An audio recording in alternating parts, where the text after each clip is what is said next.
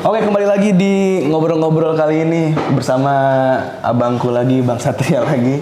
Halo. Kemarin kita sempat ngebahas soal kesehatan nih di episode yang lalu. Cuman ternyata episodenya tidak disangka-sangka itu cukup ramai juga yang komentar nih. Alhamdulillah. Banyak yang nanya, banyak yang mungkin kayaknya ngebantah gitu, tanda kutip yang ngebantah. Tapi di sini sekarang kita mau tanya-tanya lagi nih ke Bang Satria soal beberapa pertanyaan yang kemarin udah ditanyain di video sebelumnya. Tapi sebelum ke situ nih Bang, kita basa-basi dikit kali ya. Boleh. Kabarnya gimana nih? Alhamdulillah. Sehat ya? Sehat Mas Haikal, sehat ya Mas Haikal. Alhamdulillah sehat nih di bulan puasa ini. Kita harus lebih Produktif ya. Produktif lagi, tidak malas. Dan ini kan produksinya juga udah agak ningkat nih ya. Iya. Untuk memanjakan followers dan subscribers. Bener, kita disupport sama ini Mas Ali ya. Iya. Nah, ini kan lagi bulan puasa nih Bang. Ini sebelum ke pertanyaannya ini udah disiapin banget ya masih Bang Satria ini. Gue pengen nanya nih, kita pas lagi puasa ini, mungkin 2 pertanyaan aja kali singkat ya. Yang pertama itu, gue pengen nanya soal sahur, supaya gue tuh kan orang gampang laparan ya. Jadi kalau sahur itu kadang makannya tuh harus banyak banget nih, biar seharian tuh bisa lebih kuat. Tapi ternyata malah ngantuk, malah capek. Yang kedua gue juga pengen nanya yang berkaitan soal olahraga juga nih. Kadang orang pengen olahraga pas puasa itu takut dan ragu lah. Takut makin capek. Kalau sebelum subuh, setelah subuh takutnya ntar malah lemes pas siang harinya. Kalau sebelum buka malah takutnya perut gue lagi kosong banget nih, olahraga apa enggak gitu. Nah menurut Bang Sat ini, menurut Bang Satria ini Jangan disingkat ya. Tidak baik ya. Gimana sih Bang untuk menyikapi itu dalam dunia kedokteran nih? Oke. Ya terima kasih buat teman-teman yang responnya bagus. Terima kasih juga Mas Haikal udah membuat pertemuan ini yang mengendorse equipment yang lengkap ya, Mas Rama. Nah, jadi saya coba jawab dulu mungkin pertanyaan pengantar ya di bulan puasa ini. Entah kan juga ada yang bertanya tentang fasted cardio, fasted gym, banyak yang tanya. Kalau buat sahur sebenarnya kan yang utamanya tuh masukin, kalau saran saya ya itu protein aja, saran gue nih protein aja. Karena protein itu memiliki hormon buat nanti kaitannya sama grelin sama leptin, itu memberikan rasa kenyang yang lebih lama. Terus habis itu prioritaskan juga serat tuh bikin kenyang lebih lama juga gitu. Kalau tadi Mas Haikal bilang nih, kok kayaknya ngantuk ya kalau misalnya sahur ya, kalau kebanyakan karbo gitu, apalagi gula yang ibaratnya karbohidrat yang non kompleks. Kalau yang kompleks itu kayak misalnya contoh ubi, jagung yang memang alamiah, itu perlu berapa kali proses di tubuh, namanya juga kompleks, pencernaannya juga harus kompleks kan. Tapi kalau kayak nasinya bukan beras merah, nasi biasa, nasi putih, minuman berkalori tinggi, minuman gula, mau teh manis, mau minuman-minuman kemasan, itu karbohidrat yang non kompleks, gula yang non kompleks. Akhirnya begitu dicerna, gulanya naik, cepet lagi lapar juga gitu, karena kenaikan insulin tadi. Kan kita pernah ngobrol tuh masalah glucose spike, insulin spike. Jadi gulanya naik, terus habis itu tiba-tiba turun, naik lagi, kita isi gula, turun. Jadi naik kayak roller coaster. Nah, untuk mencegah kenaikan yang terlalu tinggi, kasihnya makanan yang nggak selalu bikin tinggi, kayak protein, serat, naiknya dikit. Nah, kalau kehadiran insulin makin nggak ada, tuh makin nggak lapar insya Allah. Jadi bukan berarti saya bilang protein juga, tapi Mas Haikal nggak makan karbohidratnya, makan juga. Itu kan sebagai sumber energi utama. Siapa tahu nanti di akhir puasa nanti, di jam-jam mau buka, mau olahraga, masih ada tenaga gitu. Nah, terus kalau udah masukin protein gak usah khawatir nanti bakalan lapar. Karena apa? Karena nanti kalaupun cadangan gulanya habis, ototnya kan ada tuh, masih ada cadangan glikogen, bisa jadi gula juga.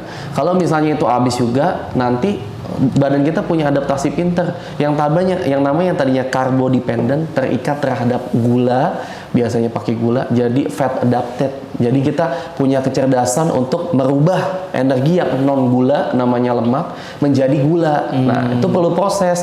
Kalau misalnya biasain kasih gula lagi, kasih makan lagi, ya otomatis kan badannya nggak terbiasa. Tapi Mas Haikal sahur protein, gulanya dibatasin, maksudnya dikontrol, nggak terlalu banyak. Hari ke-1 oke, lemes, hari kedua lemes, hari ketiga keempat dia udah kok gue nggak dikasih makan, udah mulai cari alternatif untuk sumber energi lain. Jadi adaptasi. Jadi manusia alhamdulillah diciptakan Tuhan, diciptakan Allah Subhanahu wa taala dengan sedemikian sempurnanya. Makanya kan badan kita selalu punya mekanisme untuk mengatasi olah perilaku kita. Kita ngerokok, kita nggak mati-mati. Kita makan nggak sehat, kita nggak mati-mati. Karena dia udah bisa adaptasi. Kita nggak kasih makan pun dia akan adaptasi gitu. Kalau dulu kan orang mati gara-gara kelaparan tahun 80-an. Sekarang tuh karena kebanyakan makan. Jadi nggak usah khawatir, nanti akan hilang sumber energi, akan digantikan yang baru. Tak ada rotan, akar pun jadi. Nggak ada gula, lemak pun jadi. Tapi perlu adaptasi juga. Nah, jadi itu. Adaptasi orang-orang tuh beda-beda ya, berapa Beda-beda. lamanya? Biasanya sih kalau misalnya udah nggak ada cadangan gula, nanti kan kalau misalnya 24 atau enggak 36 jam, 72 jam pertama tuh setelah kita nggak kasih makan, itu kan masih banyak tuh cadangan gula. Ya itu badan masih mencoba tuh. Namanya kan proses lipolisis, prosesnya panjang, hitungan jam lah. Intinya nggak perlu dipikirin berapa lamanya, mungkin hitungan jam bisa 24, 36, 72 jam setelah neraca energinya defisit, itu akan berubah lagi gitu untuk ke arah lemak. Yang penting di sini poin saya mau bilang nggak usah takut kalau misalnya nggak masukin karbo terlalu banyak. Selain bikin ngantuk, nanti kita akan terikat juga sama karbo, tergantung juga, nanti akan berubah lagi kok, fat adapted, akan mengadaptasi mencari sumber energi lain intinya gitu. Karena kalau yang gue lihat orang-orang yang udah mulai tidak ketergantungan dengan gula atau karbohidrat dan lain-lain, itu dia makan dikit aja tapi padat tuh udah kenyang banget gitu ya. Iya. Kayak cuman misalnya jagung atau apa, atau mungkin karbo-karbo alami kayak kentang, ataupun misalnya ditambah apa ya, sayur-sayuran, itu segitu tuh kayak udah kenyang bagi mereka ya. Iya. Sedangkan kita tuh yang masih makan nasi banyak tuh kayaknya seporsi tuh kayak kurang cukup gitu. Iya. Gitu ya efeknya ya. Iya, itu efeknya. Jadi gampang kenyang. Benar, jadi serat itu membuat kenyang lebih lama, protein juga lama. Makanya kan saya pernah bilang, Mas Andre juga pernah bilang bahwasanya kita mau makan di all you can eat, di AICE ya, all you can eat tuh nggak bisa banyak. Udah niat nih puasa 2 hari nggak makan, pas kita nyendok mungkin ada salad di situ, ada protein banyak. Yang tadinya niat udah ngambil berapa plate, jadi nggak habis juga, karena emang cepat ngerilis kenyangnya. Nah mereka lebih pintar daripada kita, all you can eat restorannya. Wah ini nggak bisa makan banyak, jadi bayar 150.000, 200.000, gue mau lihat deh semampu apa sih lu ngabisin gitu. Jadi karena mereka dia udah tahu riset, nggak rugi juga nggak ya. rugi juga karena dia udah riset gitu. Kecuali memang yang lagi bulking terus memang kebutuhan proteinnya tinggi, udah biasa makan, kan kebanyakan orang daya tampung lambungnya terbatas, kayaknya nggak bisa ngabisin terlalu banyak. Jadi itu aja siasatnya, makan serat banyakin, protein prioritasin. Kan protein itu dari bahasa Yunani yang berarti protos, yang utama. Jadi itu yang diutamakan, diprioritaskan. Sisanya kayak karbo itu dikontrol, lemak selektif, kita yang pilih yang baik buat tubuh, dari kuning telur, dari alpukat gitu. Intinya gitu. Kalau protein berarti dari daging, dada ayam, ikan, telur, boleh dari nabati kayak tempe atau tahu. Berarti emang protein itu kita juga makin sekarang nyari protein itu nggak harus yang mahal-mahal banget itu kayak daging sapi apa gitu, nggak perlu ya. Ayam pun atau telur pun udah jadi gitu ya. Benar. Tempe, tahu itu termasuk kemana tuh? Termasuk ke protein nabati. Protein nabati. Kalau serat. Kalau serat ya itu ya, dari karbo juga udah pasti ada seratnya ya, udah ada seratnya. Atau enggak buah-buahan, sayur-sayuran, apapun sayur-sayurannya tuh tinggi serat. Jadi bebas aja untuk serat. Yang penting untuk protein tuh harus diutamain, diprioritasin lah intinya gitu. Oke, berarti pas sahur jawabannya tuh kita lebih banyakin protein ketimbang karbo, biar seharian itu kita kenyang dan nggak perlu takut untuk ini ya, kelaparan ya justru ya. Terus kan ada sumber energi lain ya dari lemak gitu ya. Terus tadi serat, jadi nggak usah khawatir. Apalagi yang masih overweight, nggak usah takut kelaparan, tenang aja teman-teman. Nanti ini sumber energinya masih banyak nih di perut, di pipi, di paha, di tangan kalau emang lemaknya banyak, ini nggak perlu khawatir. Atau karena mereka takut kelaparan cuma di sugesti dong, di kepala dong ya, gue bakal lapar banget nih. Bisa gitu. jadi itu juga ada efek nih, itu bener juga tuh kata Mas Haikal. Jadi sebelum kita puasa itu kan kita udah terbiasa tuh, kita punya zona bakar lemak yang bagus di pagi, tapi kita patahkan dengan mengisi bubur ayam dan lontong sayur, nasi uduk ya. Nah kalau misalnya itu nggak diisi, nggak dikasih, lambung kita tuh pinter, di reset ibaratnya. Tadinya kamu makan jam 7 lontong sayur atau nasi uduk. Sekarang coba ya kamu nggak dikasih makan. Makannya bergeser, shifting ke sahur gitu ya. Nah, badan kita punya kecerdasan nih. Besok dia setelah ditatar begini, tahu, oh berarti besok jam 7 nggak mesti untuk minta makan lagi. Mintanya di sahur. Nah, itu kan perlu adaptasi. Biasanya 24, 36 jam, 72 jam masih lemes. Kita pernah bikin episode lapas ya, waktu Bu Gina pertama-tama lemes tuh. Setelah hari puasa ke 5, ke 6 udah lancar puasanya, alhamdulillah. Nah, itu badan kita mengadaptasi daripada biasanya, karena lambung itu otak kedua, pencernaan otak kedua, perut kita. Biasanya dikasih makan jam segitu, nggak dikasih makan, diajarin ngasih makannya di sahur, setelah adaptasi dia bisa untuk mengikuti ritme kita gitu. Iya. Malah kita jadi kayak lupa makan juga ya kalau udah terbiasa kayak gitu kayak. Benar. Biasanya jam segini gue udah lapar, sekarang nggak lapar lagi, udah terbiasa ya. Dan malah jadi semakin fokus ya. Benar. Dan mungkin untungnya tuh gitu ya, orang ketika udah mengganti sumber karbohidrat yang terlalu berlebihan menjadi protein dan serat, dia selain dapat kenyang lebih lama dan dapat badan yang lebih sehat ya Bang. Benar. Lebih kurus mungkin, lebih kelihatan langsing ya. Iya. Nah tapi kan itu nggak bisa didapat secara instan nih, kita harus olahraga kan. Nah makanya tadi pertanyaan kedua gue tuh, kalau orang pengen olahraga pas puasa itu lebih baik di jam-jam kayak gimana sih? Dan olahraga apa sih yang cocok untuk puasa gitu? Oke, kan beberapa teman-teman ya, ada yang olahraganya pas sahur, saya pernah lihat juga, ada yang olahraganya itu pas mau buka, sama pas abis buka kan, atau abis terawih. Ada 3 momen, 3 waktu ya untuk teman-teman berolahraga.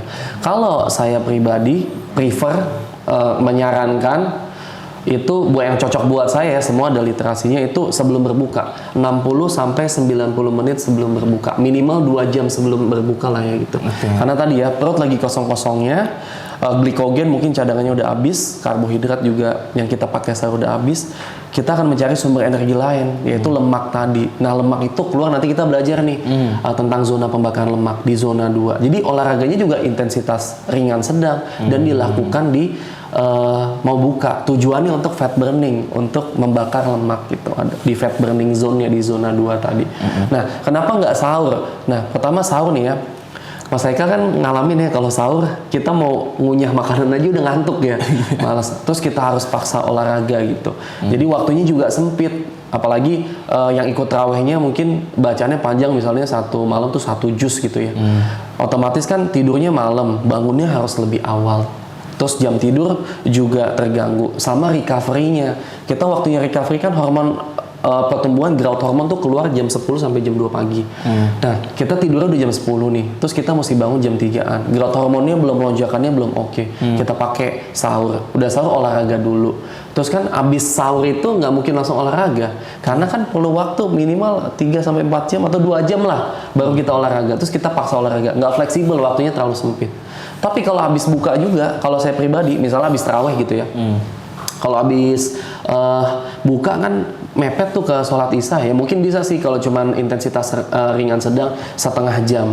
Cuman kan kita baru minum banget tuh, terus mau ke tarawihnya dekat waktunya, nggak fleksibel aja menurut saya. Tapi kalau misalnya kita mundurin habis tarawih, jadi yang namanya heart rate kalau kita naikin misalnya ke zona 2, zona 3, bahkan zona 4 sampai 5, itu perlu baliknya lagi 2 jam.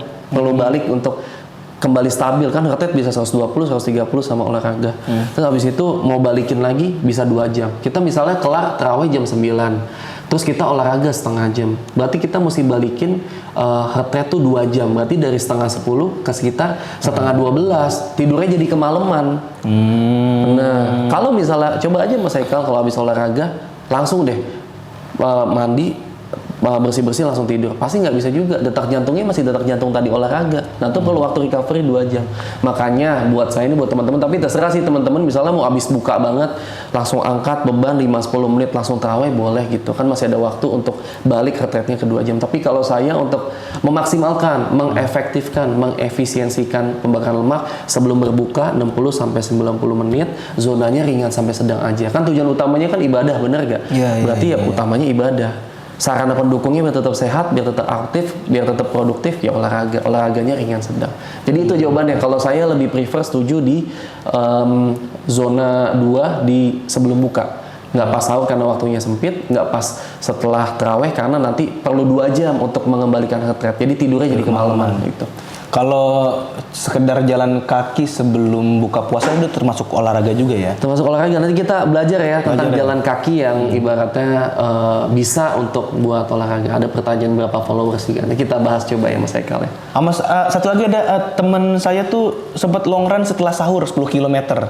Itu sebenarnya oke nggak sih jam 5-an gitu? Dia kan habis sahur, habis sholat subuh setengah 6 lah long run. Oke. Long runnya berapa kilo? 10 itu termasuk long run nggak ya? 10 kilo ya? 10 ya, kilo? sedang lah ya, 10 kilo. 10 kilo itu. Pace-nya 6 lagi, gokil ya.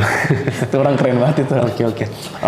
Kalau saya jujur kan, apalagi itu intensitasnya long run itu pace cepet itu kan mungkin maksudnya di zona 3, 4, 5 ya. Jadi variatif lah di zona itu.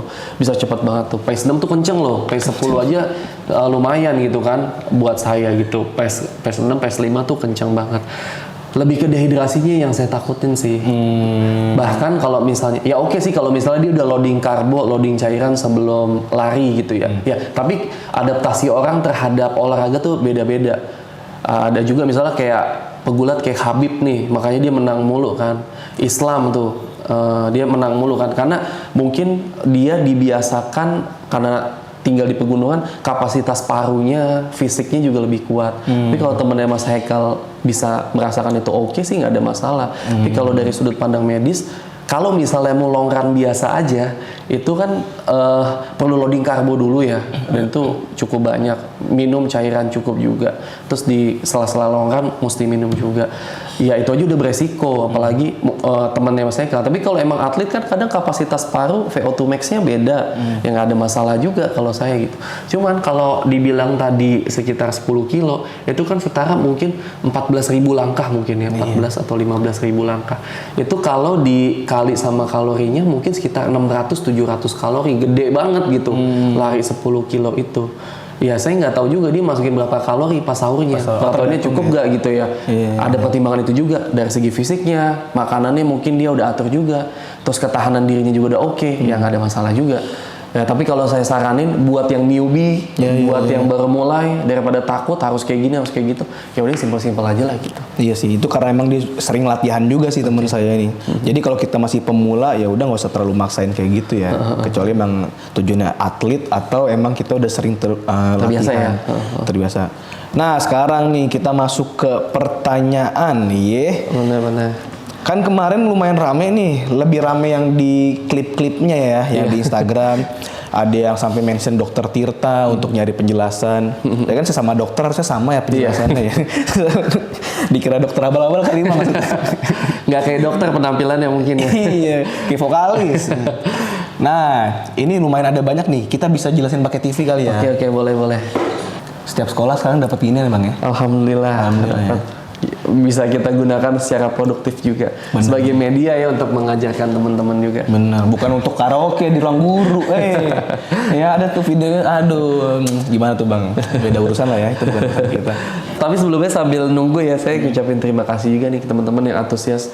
Lumayan banyak yang nanya juga di banyak TikTok banget. itu yang nonton 400 ribuan, di Instagram ada yang sampai 1 juta, ribuan komen juga. Ya saya seneng lah, berarti terapresiasi. Udah mulai melek juga tentang olahraga.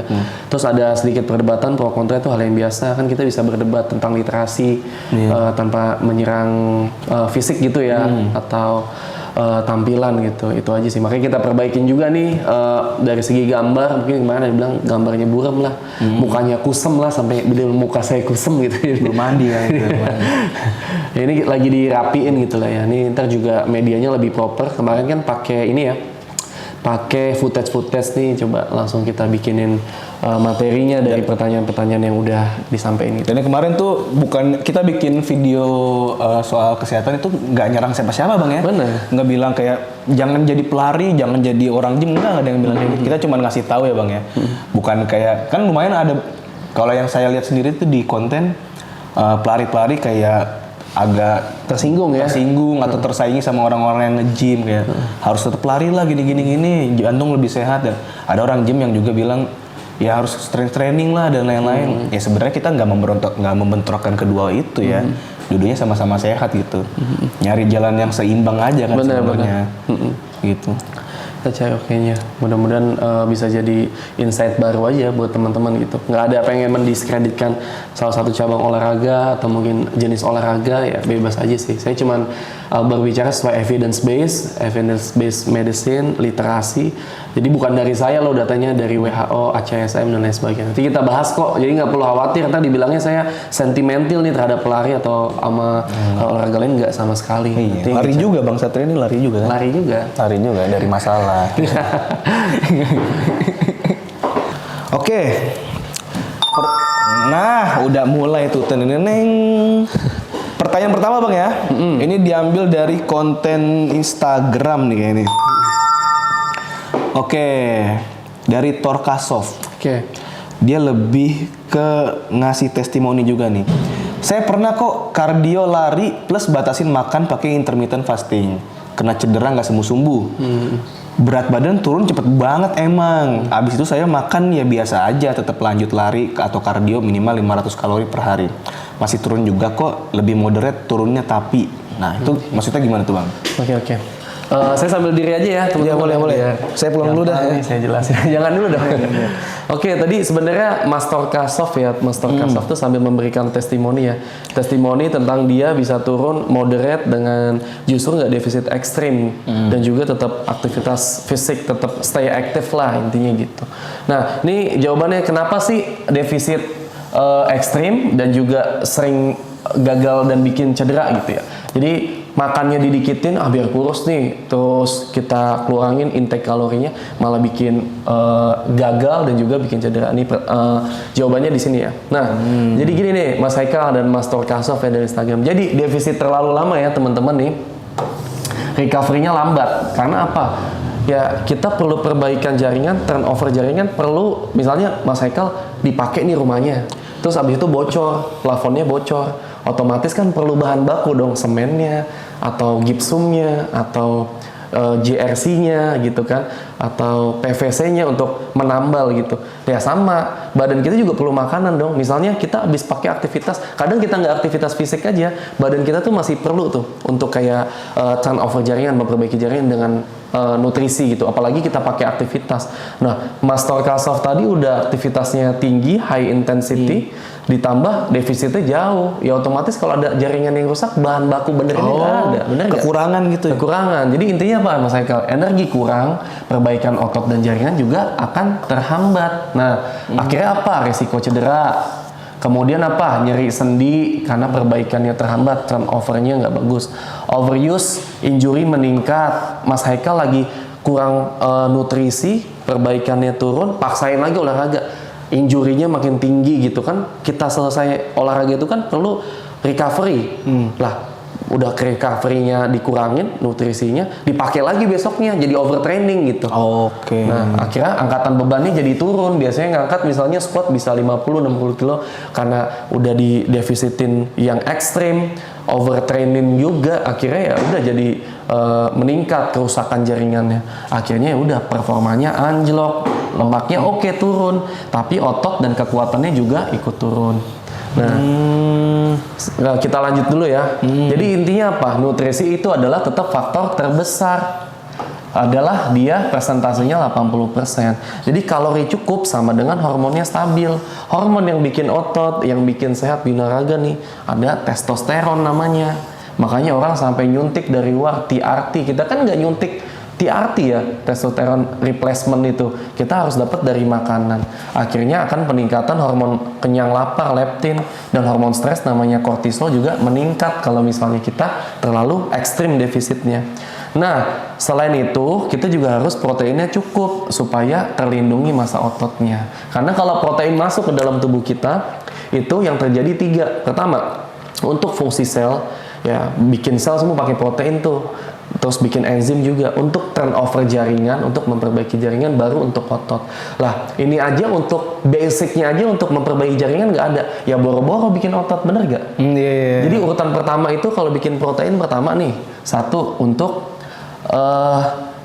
sel dan juga fungsi dasar. Fungsi dasar. Termasuk buat memperbaiki sel juga ya? Benar, kan sel kan pasti ada umurnya untuk memperbaiki sel.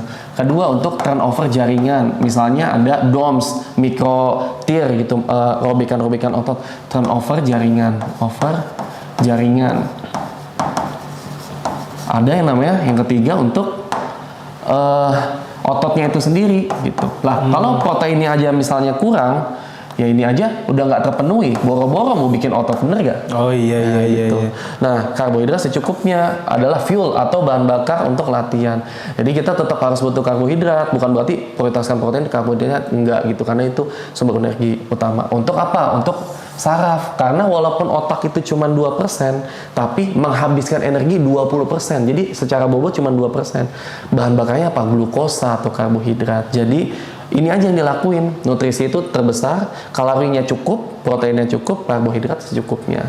Kita lanjut dulu ya Mas Haikal ya. Boleh. Nah, tadi kan Masnya bilang tuh Mas Torkasov, ternyata aktivitas konsisten tuh lebih sustainable ya, lebih enak, turunnya walaupun moderate aja gitu ya. Bener, masih turun juga kok katanya. Masih turun juga, karena jalan 10.000 langkah adalah 400 sampai 500 kalori. Rumusnya adalah tinggal dikali 0,04. Berarti kan 10.000 langkah, 10 langkah dikali 0,04 sama dengan 400 kalori. 400 kalori. Nah, gitu. Kalau misalnya teman-teman 15K, tinggal kali aja 15 kali 0,4 berarti 600 kalori. Jadi bisa kayak tracking kalorinya, oh gue makan segini, gue kayaknya jalan harus segini. Bisa lah, walaupun nggak sesederhana itu, seenggaknya buat tanggung jawab, oh gue habis makan martabak 250 kalori, gue mesti jalan berapa langkah ya? Gitu. Tinggal lihat aja gitu ya. Iya. Nah, jadi low impact, enaknya apa Mas tadi? Minim cedera. Kan kalau lari kan dem, otomatis kaki juga bekerja lebih keras dong, memikul 2 kalinya berat badan. Bisa dilakukan tiap hari, terus habis itu dikombinasikan dengan jogging ringan, metaboliknya juga naik. Defisit kecil plus konsisten lebih baik daripada defisit besar tapi singkat. Jadi saya lebih prefer yang ini. Keren Mas Torkasov, bagus. Keren. Ada lagi nggak? Oh, berarti ini udah beda lagi ya? Oh, ini sama nih, ini masih sama. Oke. Tadi kan Mas Torkasov jalan udah bagus ya. Ya ini untuk penting juga supaya ototnya ada. Kita kan pengen lemak turun, otot tetap. Nah, yang utama weight trainingnya tetap wajib. Karena apa? Menjaga massa otot, mencegah skinny fat. Nih nanti gambarnya di atas ini, editor ini kerjaan editor. Skinny fat, tangannya kecil, editor. perutnya jadi gede gitu ya. Saja. Nah, jadi defisit ekstrim plus tanpa beban akan kehilangan otot. Kita nggak mau yang namanya sarkopenia. Kita udah belajar ya, sarkopenia, penurunan massa otot 1% selama 1 tahun. Nah, jadi quotes dari saya, bukan siapa yang lapar yang menang, tapi siapa yang paling konsisten itu adalah yang paling baik, yang paling lama konsisten. Jadi intinya kalori cukup, protein cukup, jalan 10 langkah, beban, hasil tahan lama. Keren Mas Torkasov. Kemudian opsional kecil, fakta tambahan ilmiah nih, ternyata defisit lebih dari 25%, ini nggak sehat ya, kan maksimal 15-30% dari TDEE, total daily energy expenditure, itu akan resiko penurunan FFM meningkat. Jadi penurunan dari fat free mass-nya meningkat, cuman juga ya jadi ototnya akan turun juga kalau defisit dan gampang cedera. Jadi net non-exercise activity thermogenesis kayak jalan, berdiri, aktivitas harian itu sering lebih berpengaruh ya daripada kardio berat. Jadi lanjut aja jalannya buat Mas Torkasov ya. Kemudian jangan lupa biar nggak kehilangan otot, proteinnya dan juga latihan bebannya. Mungkin itu ya Mas Haikal. Ini yang kalau yang masih bingung TDE sama NET dan lain-lain ada di episode sebelumnya ya. Iya, nanti tonton ya. Tadi TDEE itu apa, terus NET non exercise activity thermogenesis itu apa. Nanti nonton ya teman-teman. Sarkopenia tadi apa gitu. Berarti ini lebih ke apapun yang berlebihan tuh nggak baik lah ya. Benar, intinya gitu. Ya kan? Makanya yang nyantai-nyantai aja lah. Mungkin orang yang pengen langsung apa namanya yang di-push larinya berapa berlebihan itu mungkin pengen hasil cepat kali ya. Pengen progres cepat. Tapi kalau saya selalu yang namanya konsistensi lebih baik daripada presisi. Oke. Daripada Mas Haikal gua harus lari segini, tapi nggak bisa konsisten, itu malah lebih nihil buat saya. Jadi jangan presisi pengennya segini. Sama kayak editan kan, harus segini animasinya ini, nggak juga. Yang penting poinnya sampai udah gitu aja. Bener. Konsistensi aja. Yang menang adalah yang paling konsisten. Bener nih, bukan siapa yang paling lapar yang menang, tapi yang paling lama konsisten. Keren, ada quotes-nya juga loh nih. Oke, lanjut pertanyaan. Tadi mudah-mudahan terjawab ya untuk Mas Torkasov dan mas-mas yang lainnya nih. Oke. Yang bertanya-tanya juga. Yang kedua nih. Ini kayaknya lebih kayak ngebandingin nih. Bukan ngebandingin sih, dia lebih bertanya ke orang tua yang kesehariannya jalan kaki di usia 70 tahun masih jalan normal. Gimana dong? Gitu katanya. Itu dari siapa Mas Haikal? Oh, El Mujib. Mas El Mujib ya. Oke. Kita coba jawab ya. Iya. Nih, saya udah jalan siapin. kaki di usia 70. Oke, buat Mas El Mujib. Saya nggak tahu juga nih Mas El Mujib lagi ngomongin siapa, 70 tahunnya, apakah omnya kah, apakah siapanya kah, apakah orang lain, apakah dia sendiri, saya juga nggak tahu. Nah, berarti kan ada sesuatu yang bias di situ. Coba kalau kita lihat dengan kacamata yang benar-benar objektif gitu ya. Nih, orang tua 70 tahun bisa jalan tanpa angkat beban. Nah, jadi strength training atau angkat beban tuh nggak perlu. Nah, kita mesti lihat dulu nih. Yang pertama, survivorship bias. Nah, nih, yang terlihat sama dengan yang masih sehat. Tapi kita nggak lihat. Pertama, yang jatuh. Saya ini dokter, teman-teman. Bukannya saya merasa saya paling tahu, enggak juga. Tapi saya lihat sendiri pasiennya yang jatuh patah tulang gitu. Tulang femurnya, terutama di usia 70-an yang perempuan ya, itu resikonya meningkat. Patah tulang, pendarahan hebat, patah tulang femur. Ada yang sarkopenia, kalau teman lihat nih, sininya udah glewer-glewer, yang kelihatan kurus banget tangannya itu namanya sarkopenia. Kemudian nyeri lutut dan hip karena berhenti aktivitas akhirnya gitu. Yang tadinya bisa ke masjid, jadi nggak bisa ke masjid, jadi bisa menarik diri. Jadi yang bertahan bukan berarti bukti semuanya aman. Ya Mas mungkin nggak lihat orang 70 tahun yang kayak gini gitu. Yang dia lihat 70 tahun aman-aman aja. Ya 70 tahun mungkin kita nggak tahu. Nih terus yang kedua, kita nggak tahu riwayat masa mudanya. Bisa juga yang Mas lihat nih, pertama dulu kerja fisik berat, kuli proyek, kita nggak tahu juga kan. Atau mungkin sehat-sehat itu. Iya, sehat-sehat gitu. Terus habis itu apa, kurir MBG bisa bawa berat, bener nggak? Bener. Nah, abis itu berarti kan aktivitas manual sama aja resistance alami. Contoh di zaman Rasul, emang dia nggak workout di gym, tapi dia naik kuda. Itu core harus kuat, otot back harus kuat, otot paha harus kuat. Dia bawa persenjataan, baju perang gitu kan, bawa gonimah, harta rampasan perang. Jadi nggak usah, itu udah strength training alami gitu maksudnya. Dia bikin masjid segala macem gitu. Jadi bisa juga faktor genetik dan juga nutrisi masa muda. Nah, kondisi tua adalah akumulasi puluhan tahun sebelumnya. We are what we eat. Kita itu apa yang kita makan, sama kita itu apa yang kita lakuin juga. Jadi ya nggak objektif aja kalau Mas ngomong begitu gitu. Ya, tapi kalau Mas punya pemikiran atau ada literasi, nggak ada masalah kita berbeda pendapat di situ. Nah, yang ketiga, ilmu menjelaskan jalan sama dengan bisa karena strength. Nah, jalan itu butuh quadriceps. Ini namanya quadriceps, musculus quadriceps femoris. Ada tuh di episode saya yang olahraga di Madinah ya Mas Eka, tentang squat gitu. Nah, jadi yang kena gluteus nih otot bokong, hamstring nih otot belakang, nih gluteus ini nih.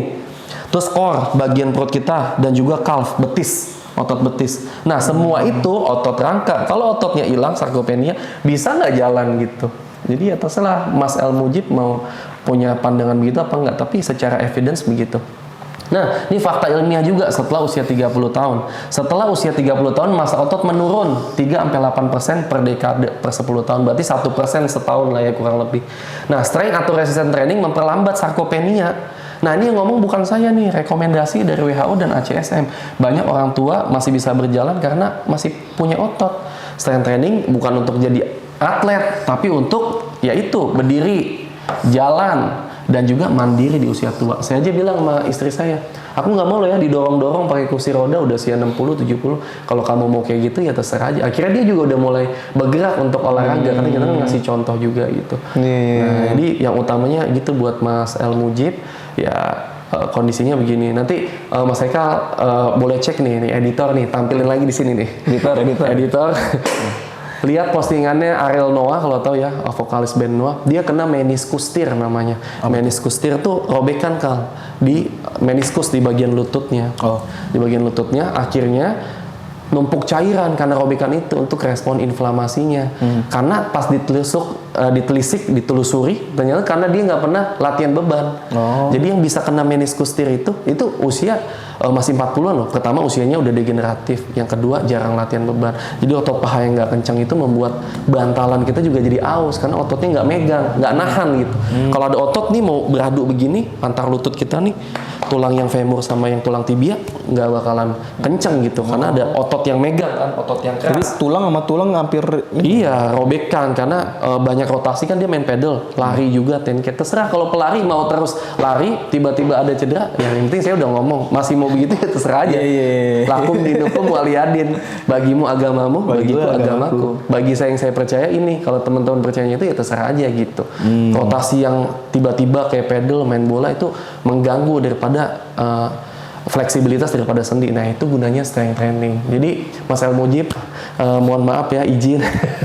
Kalau yang saya cari begini Mas El Mujib, kalau pengen jalan terus dan 70 tahun ya kita lihat aja nanti ya kalau diberi umur panjang kira-kira masih bisa jalan nggak. Dan juga kaki itu menjadi metode utama untuk tetap bisa hidup umur panjang.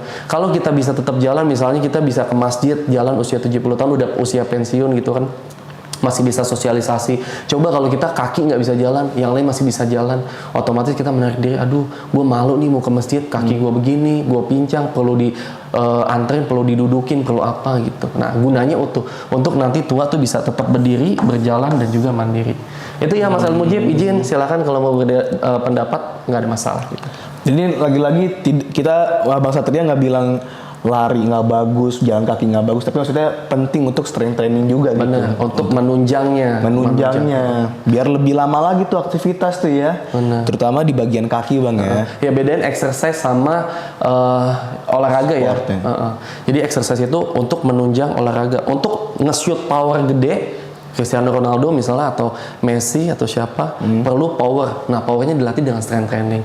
Untuk cemes yang jago, Taufik Hidayat perlu strength training, latihan shouldernya, latihan bicepnya, latihan tricepnya. Jadi exercise untuk menunjang sport. Jadi bedain antara latihan fisik, exercise dan juga sport. Sport itu yaitu olahraga bergunya. Ada kayak bola, ada futsal, kompetitifnya ada kompetitifnya benar. Untuk menunjang olahraganya perlu otot yang kuat itu. Iya. Dan untuk sport yang lebih bagus lagi perlu latihan juga kan. Benar.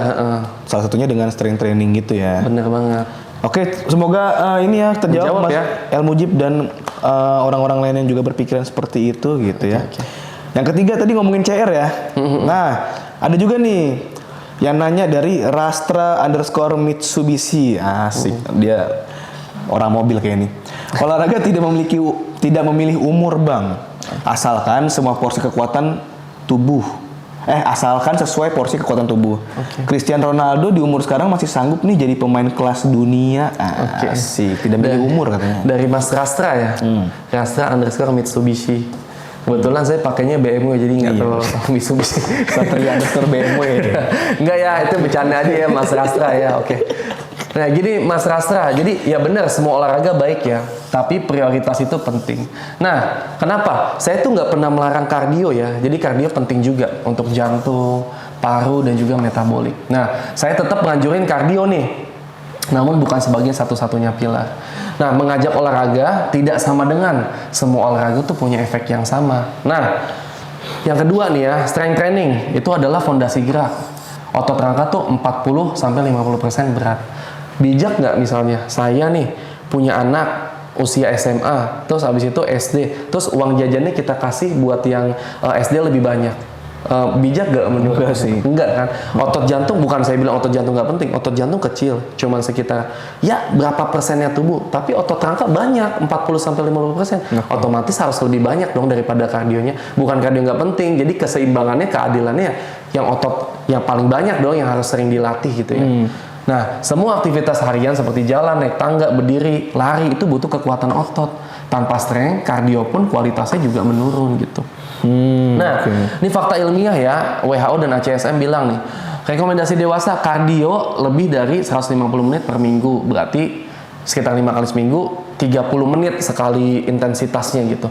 Strength training 2-3 kali per minggu, jadi bukan pilih salah satu. Ya strength training tidak boleh dihilangkan. Intinya lanjut, kardionya 30 menit. Selama 5 hari itu dalam 1 minggu biar dapat 150 menit. Nah, tapi strength training juga tetap 2-3 kali. Nah, tentang CR7 tadi, latihan strength dan power intense. Coba dia lihat di postingannya, dia fokus latihan quads. Makanya shootingnya juga kenceng. Glutes, core-nya juga, power shooting, sprint, dan lompat. Nah, cardio mendukung performa, strength training menentukan output. Jadi shootingnya jadi kenceng gitu. Jadi kalau Mas bilang CR7 bisa aja gitu sekarang, ya karena dia juga latihan yang nggak di-expose mungkin. Tapi dia sebenarnya expose juga, mungkin masih kurang nonton gitu ya. Kurang nonton postingan nanti, coba deh cek postingannya CR7 gitu. Mengapa saya katakan lebih dianjurkan? Nah, setelah usia 30 tadi massa otot turun, kepadatan tulang juga turun. Makanya strength training itu mencegah sarkopenia, menurunkan resiko cedera dan juga metabolisme. Jadi intinya kardio itu penting, strength training itu fundamental. Nah, saya nggak pernah memaksakan, saya menyampaikan prioritas berbasis ilmu. Perbedaan pendapat itu wajar. Ini nggak ada masalah dibilang CR7 misalnya usia segini masih oke gitu ya. Terus olahraga nggak milih, yang penting gerak. Tapi kalau dilihat dari evidence base, yang ngomong nih bukan saya, WHO dan ACSM, yaitu tetap kardio menjadi hal penting, strength training juga penting dengan periodisitas dan waktu yang udah ditentukan. 150 menit dalam 1 minggu, 5 hari itu ya untuk kardio, dan 2-3 kali untuk strength training push pull leg dalam 1 minggu gitu. Mungkin itu ya Mas Haikal ya. Semoga menjawab Mas Rastra underscore Mitsubishi. CR7 itu masih bisa kayak gitu tuh bukan ini keistimewaan dari Tuhan, tapi emang dia tuh latihan dari dulu gitu. Benar. Dari masa muda dia apa namanya nge-gym juga nggak selalu di post kan dan lain-lain. Jadi bukan dia hebat sampai sekarang tuh dengan kondisi dia emang kayak gitu, enggak, latihannya tuh banyak gitu. Makanya dia bisa kayak gitu. Mas siapa tadi namanya? Mas Rastra. Mas Rastra.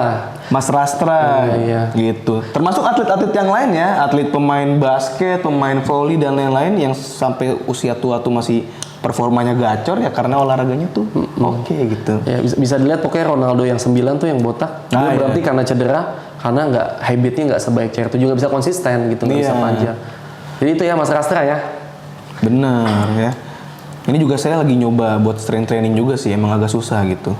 Saya ngurusin badan dulu pakai jalan kaki. Oh iya, nggak apa-apa, yang penting gerak Mas. Yang penting gerak dulu ya. Iya. Nah, ini ada nomor 4 nih dari Rifaya 715. Kalau lari kan ada heart rate dan pace dan lain-lain ya. Mungkin bisa lebih dijabarkan kali Dok. Mulai zona heart rate berapa kehilangan massa otot itu terjadi secara ekstrim. Oke. Kita belajar dulu ya teman-teman ya. Tadi ada yang tanya tentang fat burn, terus habis itu heart rate nih ya, terus fasted juga gitu ya. Emang bisa menyebabkan kehilangan massa otot? Nah, nanti kita coba belajar nih ya.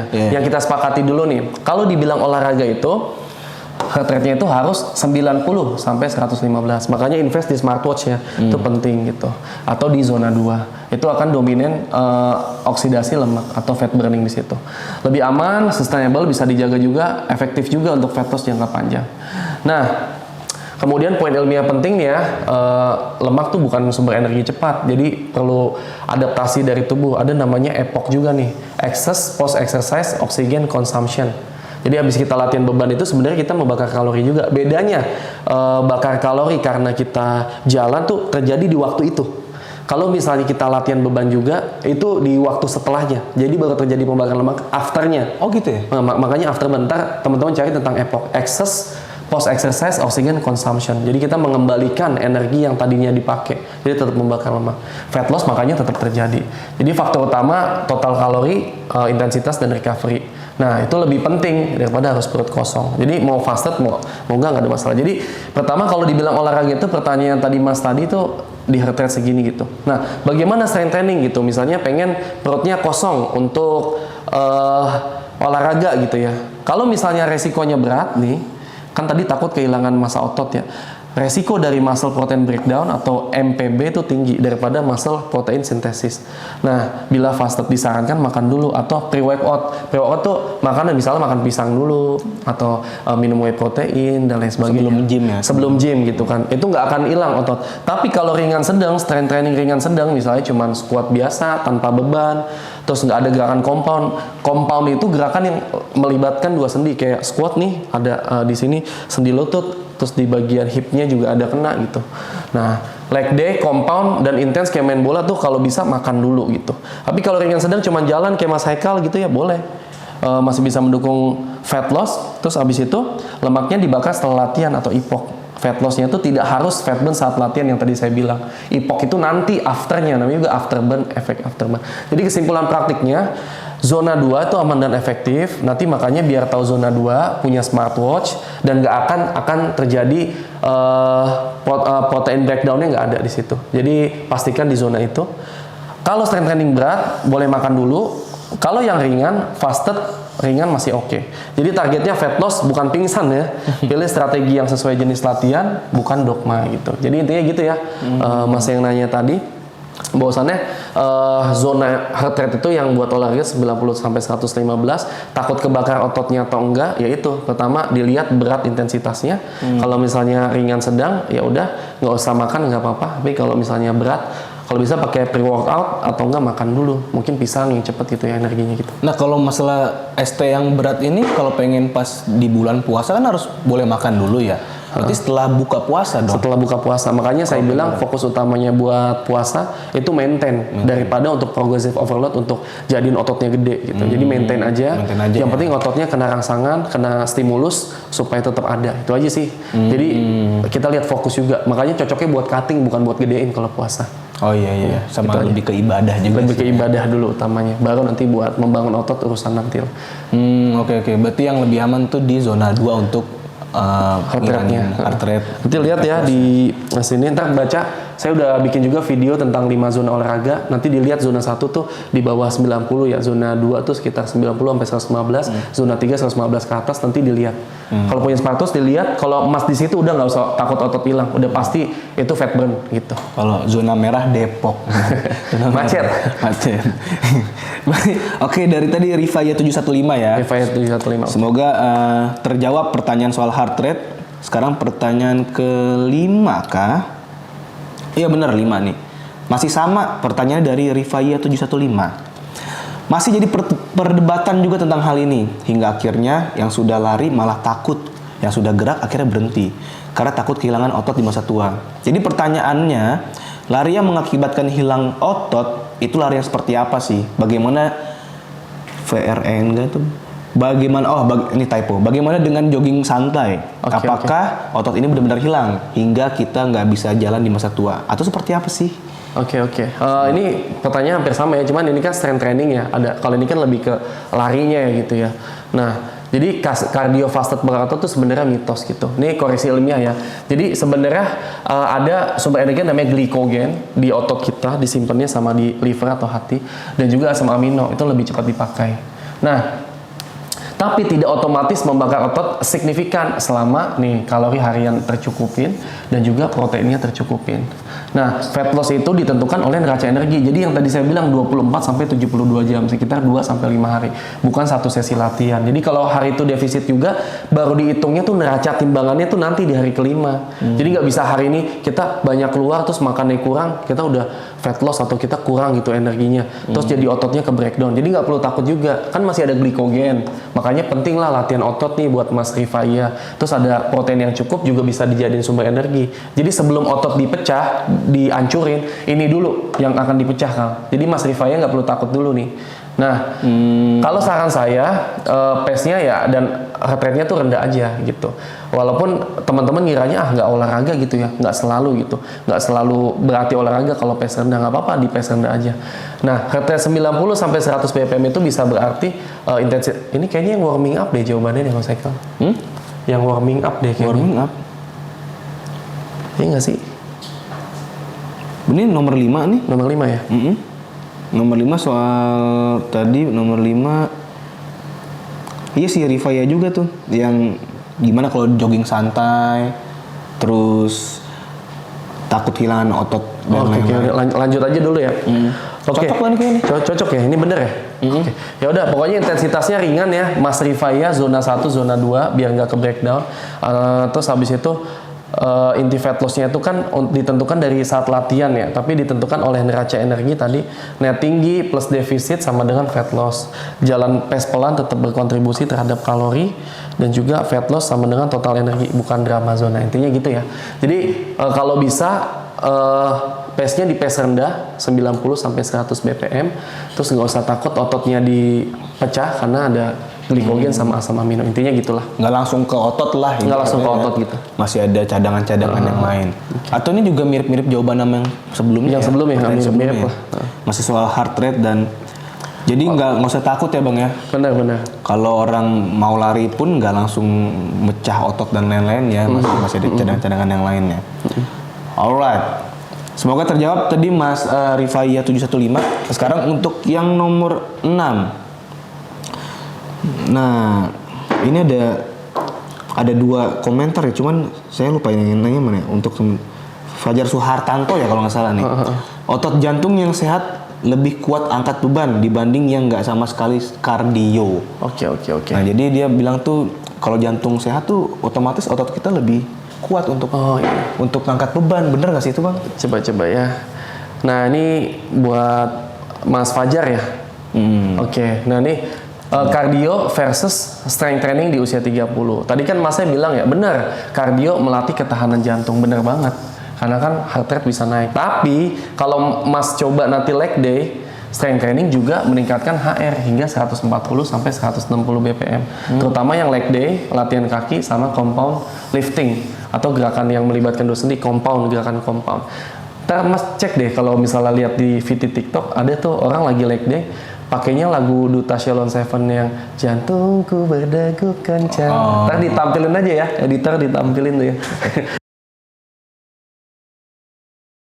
Jantungku berdegup cepat. Ditampilin karena emang relate gitu. Kalau leg day juga ningkatin retret jantung, jadi jangan GR ibaratnya lari aja, kardio aja gitu. Fakta fisiologi, otot jantung relatif kecil dan cepat beradaptasi gitu ya.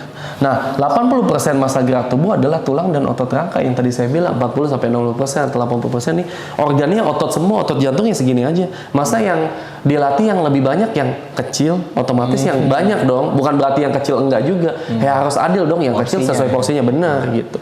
Justru ilmiah inilah yang paling cepat menurun gitu setelah usia 30 untuk ototnya. Jadi ya boleh aja gitu. Nah, mengapa strength training wajib? Nah, pertama tadi mencegah sarkopenia, menjaga sensitivitas insulin. Jadi insulin itu terangsang kalau misalnya kita latihan beban. Kemudian menurunkan resiko cedera dan jatuh yang tadi itu otot kakinya kuat, jatuhnya juga pasti nggak akan terjadi gitulah ya. Nah, cardio itu nggak ditinggalin, tapi tetap sebagai jadi pelengkap ya. Nah, terutama 2-3 kali per minggu cukup untuk kesehatan jantung. Strength sama dengan fondasi untuk fungsi hidup. Nah, angkat, dorong, bangun, jalan. Kesimpulan kardio yang strength tadi, jantung itu sehat itu sangat penting. Tapi tubuh kita itu bergerak dan hidup itu lewat otot dan juga tulang. Maka strength training itu adalah prioritas, kardio adalah akselerator gitu. Jadi tolong ya Mas Fajar, mudah-mudahan bisa dipahamin. Kalau ada bacaan lain mau berbeda pendapat juga nggak apa-apa gitu. Jadi pada intinya tuh emang harus seimbang dan sesuai porsi ya. Benar. Nggak cuma memprioritaskan satu doang. Kalaupun ada orang yang memprioritaskan strength training doang gitu Bang, tanpa melatih kardio tuh gimana? Sebenarnya udah terjadi kardio juga kalau dia ngasih gerakan compound atau leg day ya. Cuman tetap aja kan kardio itu dari Kemenkes kan dianjurkannya kan 150 menit selama 1 minggu. Berarti kan 30 menit sekali exercise 5 kali seminggu. Jadi nggak boleh dikesampingkan juga. Jadi saling mengisi lah, bukan antara salah satunya lebih baik enggak juga gitu. Karena patokan kardio tuh sebatas heart rate-nya naik doang apa gimana sih Bang? Iya, sebenarnya untuk meningkatkan heart rate tadi di 90 sampai 115, kemudian harus dilakukan minimal 30 menit dalam sehari, 5 kali dalam seminggu atau 150 menit dalam seminggu. Nah, itu udah masuk anjuran rekomendasi WHO. Minimalnya segitu. Jadi kalau tadi lu bilang strength training itu juga bisa meningkatkan heart rate sampai 140-an tadi ya? Iya, cuman kan Mas Haikal nggak mungkin leg day tiap hari kan, leg day-nya cuma sekali seminggu, makanya harus diisi kardio juga. Atau off gymnya 3 kali seminggu kan off tuh, kan gym cuma 3 kali seminggu, ya udah sisanya isi kardio aja gitu. Tetap seimbang ya jadinya. Tetap ya. seimbang gitu. Karena lagi-lagi otot yang paling dan rangka yang paling gede tuh ya badan ketimbang jantung gitu ya. Bener-bener. Oke. Semoga terjawab tadi Mas Fajar Suhartanto. Mas Fajar ya. Ya, bagus-bagus. Jawabannya juga sangat terperinci. Lanjut ke pertanyaan nomor 7 nih. Oke. Masih ada 4 pertanyaan lagi ya. Ini nomor 7, Rizam Batam Luxury. Mewah nih pasti orang ini. Berat gua 58 sampai 60 kg. Jadi asupan kalori gua sekitar 2000 kalori ya. Nah, dia kayaknya nanya nih. Oh iya oke. Ini tentang kalori ya. Oke, kita nanti belajar tentang BMR nih. Ada nih Mas Haikal ya. BMR itu adalah basal metabolic rate. Basal metabolic. Oh, ini ada di ini ya episode sebelumnya ya. Iya. BMR. Tentang TDEE. Nah, ini basal metabolic. Ya, basal metabolic rate itu energi minimum tubuh untuk sekedar bertahan hidup. Jadi misalnya Mas Haikal nih kalau mau napas, tidur tuh membakar energi juga. Nah, itu kebutuhannya tuh pakai rumus Mifflin Jeor. Nah, ini rumusnya nih. Coba nih kita simulasikan ya buat Mas siapa namanya? Rizal Batam Luxury. Mas Rizal Batam Luxury. Di mana mah itunya mah? Pencet yang bulat. Oke. Oh ini ya. Nah, kita pakai rumus ya Mas Haikal ya. Coba ya kita. Kalau marah-marah tuh butuh kalori juga. Butuh juga kalau jadi jangan terlalu banyak marah-marah. Tapi kalau mau kurus nggak apa-apa, cuman stres sama nanti darah tingginya yang naik biasanya Mas Haikal. Walaupun kurus darah tinggi agak ngeri juga gitu. Iya, Ya. jadi kayak orang stres dengan ini. Oke, tadi rumusnya rumus Mifflin ya, rumus BMR. Nih.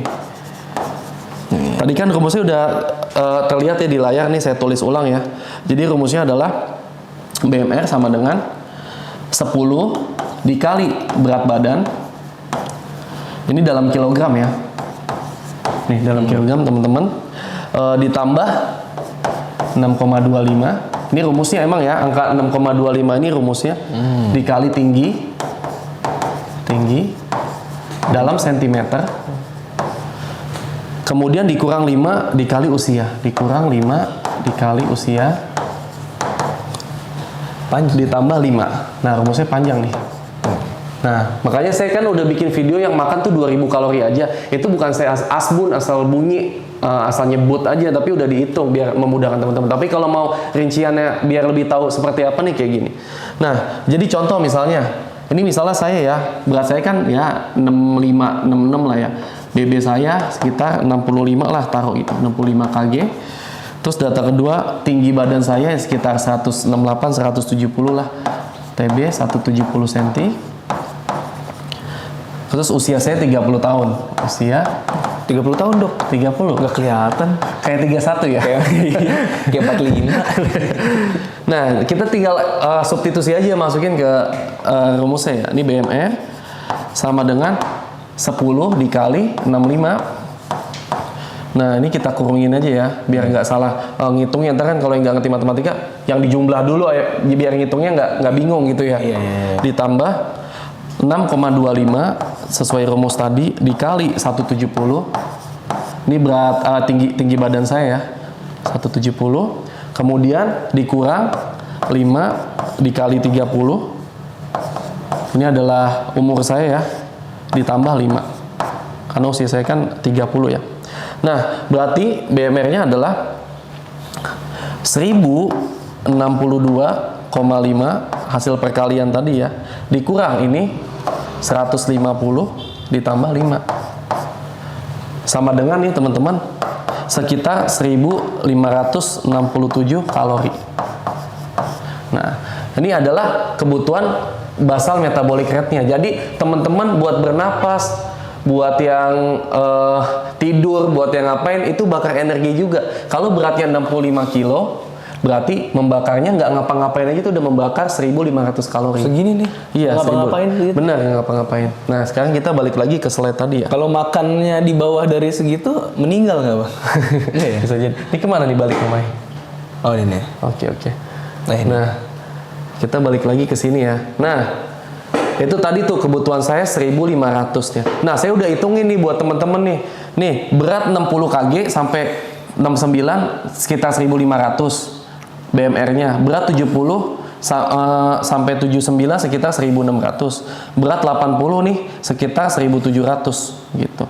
1718 kalori. Jadi nggak usah dihitungin lagi, saya udah hitungin nih. Kalau yang tadi kan perhitungan detailnya. Nah, jadi itu bukan angka mentahnya. Kalau kita aktivitas, kita harus kaliin TDEE itu total daily energy expenditure adalah BMR yang tadi 1500 dikali faktor aktivitas. Kita kan bukan atlet ya, paling aktivitasnya ringan sampai sedang 1,3 sampai 1,5. Ini Ya udah angka apa nih? rumus 1,3 1,5 rumus ya. Sedang itu. Sedang berarti 1500 dikali misalnya 65 jadinya sekitar 2100. 1600 dikali 1,3 sampai 1,5 berarti sekitar 2200.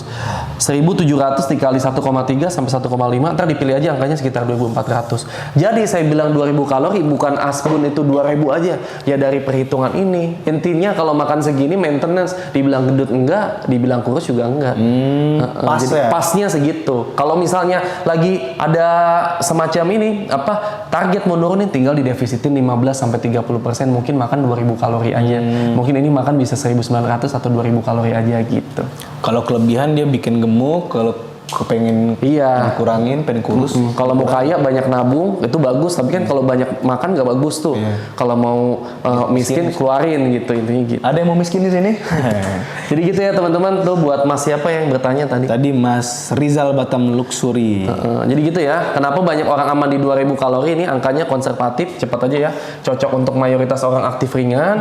Terus nggak usah hitung ribet, saya udah hitungin ini udah makan 2000 intinya gitu. Kalau nggak tahu caranya itu tanya ChatGPT atau enggak lihat di TKPI, tabel komposisi pangan Indonesia.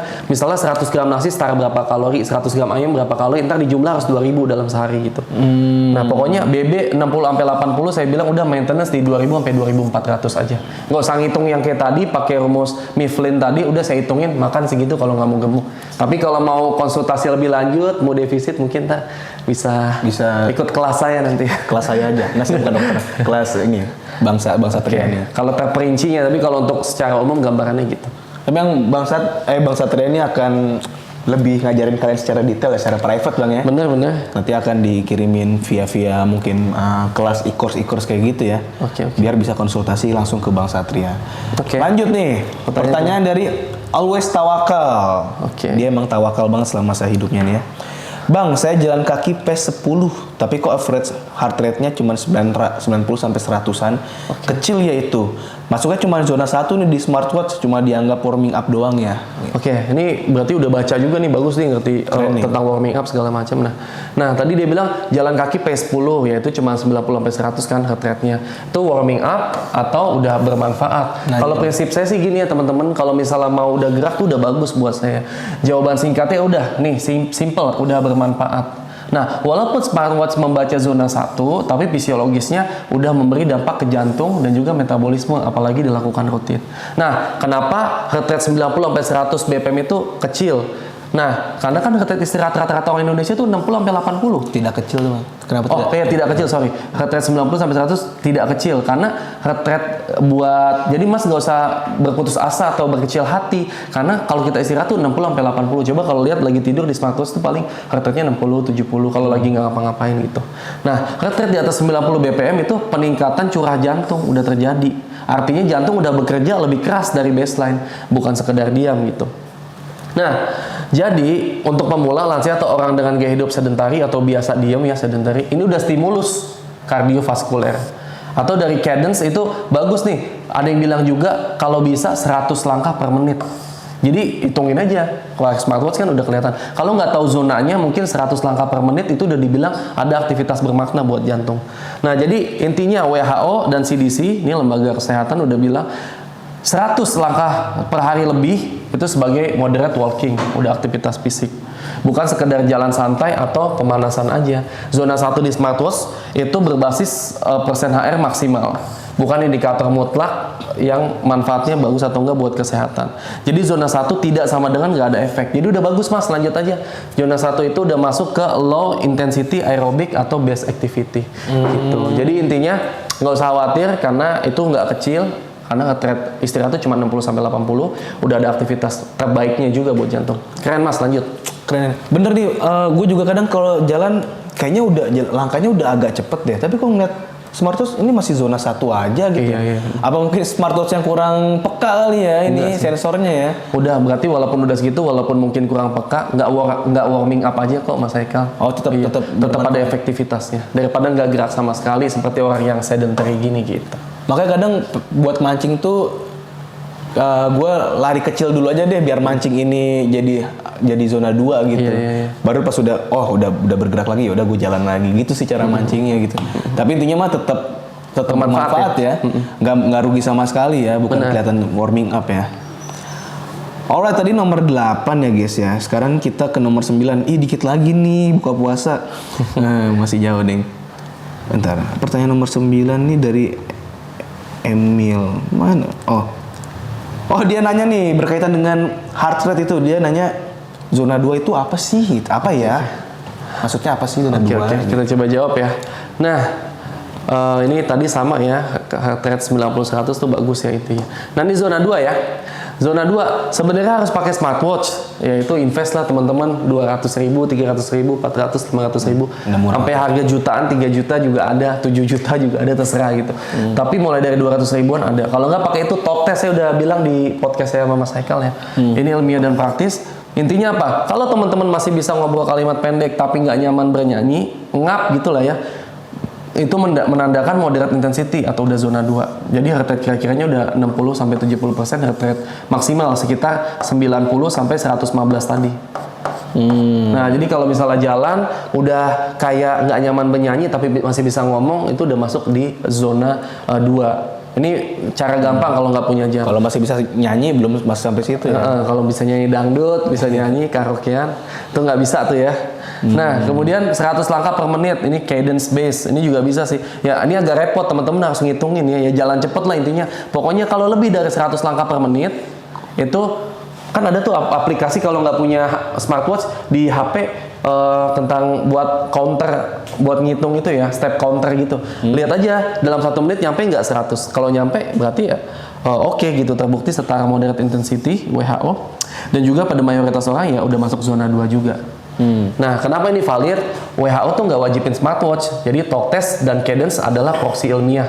Intensitas latihan cocok untuk pemula dan populasi umum.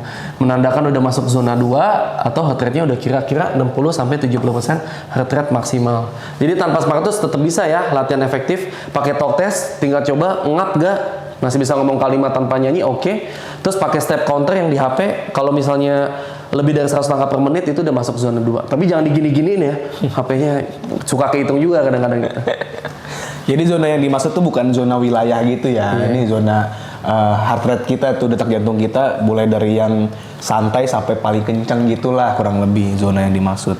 Dan cara ngetesnya ada di talk test tadi tuh zona 2 sama ini ya 100 langkah sama 100 langkah per menit. Karena itu paling ringan gitu kan. Kalau nggak mau ribet ya udah beli invest di smartwatch aja. Terakhir nih dari Gorgeous V14. Ini kayak komentar dari TikTok nih. Dok, saya 3 tahun survivor CA. CA itu apa ya? CA mama. Karsinoma kanker. Oh, cancer. Dalam 5 hari seminggu olahraga hanya jalan kaki di 5 km. Waktunya kurang lebih 43 menit 51 detik dengan pace-nya 8 menit 45 detik. Apa jalan saya yang saya lakukan udah termasuk olahraga? Apakah aman untuk seorang survivor seperti saya? Mohon infonya dokter. Wah, bagus banget nih. Oke. Pertanyaan nih. Oke, ini tetap semangat ya buat Mbak Gergeus ya. Dia CA mame itu karsinoma payudara, kanker payudara gitu ya. Semoga tetap kuat ya untuk menghadapi disehatkan. Iya, cobaannya disehatkan terus lah ya. Ini bagus banget nih. Ini yang sakit aja masih nanya olahraga ya. Iya. Yang tadi banyak alasannya ya. Harus ini harus. Jadi mudah-mudahan bisa jadi semangat buat kita semua ya tadi. Olahraga sama aja dikasih tahu ya. Membantah ya, tapi bang kalau dikasih tapi dong, tapi bang gitu. Bagusan ini nih. Yang ini malah masih pengen gerak, nggak banyak nanya ya. Oke. Jadi olahraga untuk survivor kanker payudara atau CA mame aman dan dianjurkan ya dengan prinsip individual dan bertahap. Nah, kardionya boleh kayak sama ya, intensitas ringan sedang. Mungkin kan kalau kita bisa sampai 70%, 80% heart rate maksimal. Kalau ini mungkin 50-60 aja atau 65. Alternatif mudah yaitu talk test yang tadi masih bicara kalimat penuh. Durasinya 20-30 menit 3-5 kali per minggu aja. Terbukti menurunkan kelelahan untuk cancer related fatigue-nya dan memperbaiki fungsi jantung dan kualitas hidup. Nah, latihan beban tetap ya, fokusnya pada teknik dan postur, bukan beban beban ringan sedang, bukan progress overload, bukan progressive overload. Jadi progression boleh, tapi pelan, bertahap, dan berbasis toleransi. Jadi kalau udah nggak kuat, mungkin setnya dalam satu set itu misalnya repetisinya itu cuman 5-6 gitu, di bawah 12 nggak usah naikin bebannya juga, udah buat maintain aja, sekuatnya aja gitu ya. Terus hindari nyeri, lymphedema flare, ini istilah medis ya, atau over fatigue, kecapean gitu ya. Prinsip pentingnya pokoknya nggak perlu zona berat, nggak perlu ngejar progress atau progressive overload. Yang pentingnya adalah konsistensi sama dengan intensitas gitu. Nah, dengarkan juga tubuh dan kondisi pasca terapi. Kalau lagi capek udah nggak usah ibaratnya dipaksain gitu ya, biar nggak overuse, nggak overtrain.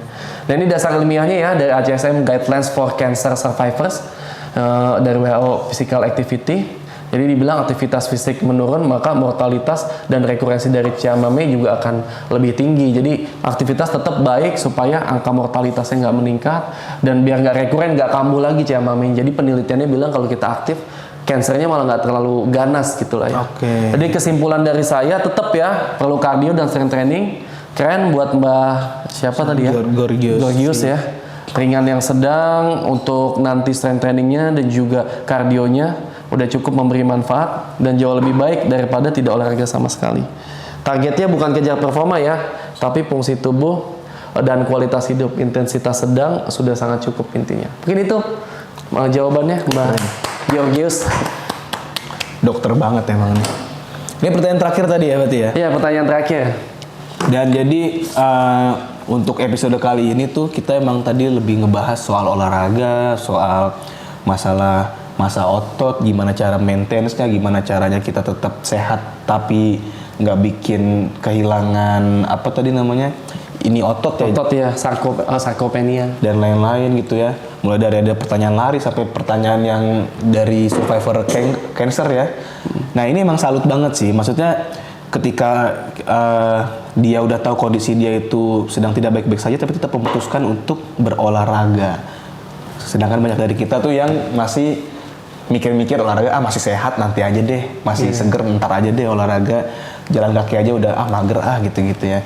Nah ini langkah yang baik juga nih untuk teman-teman semua supaya nanti bener kata Bang Satria, pas tua saya nggak mau lagi ya nggak mau ya didorong-dorong pakai kursi roda. Nah itu kan lumayan menyentil tuh Bang gue ya.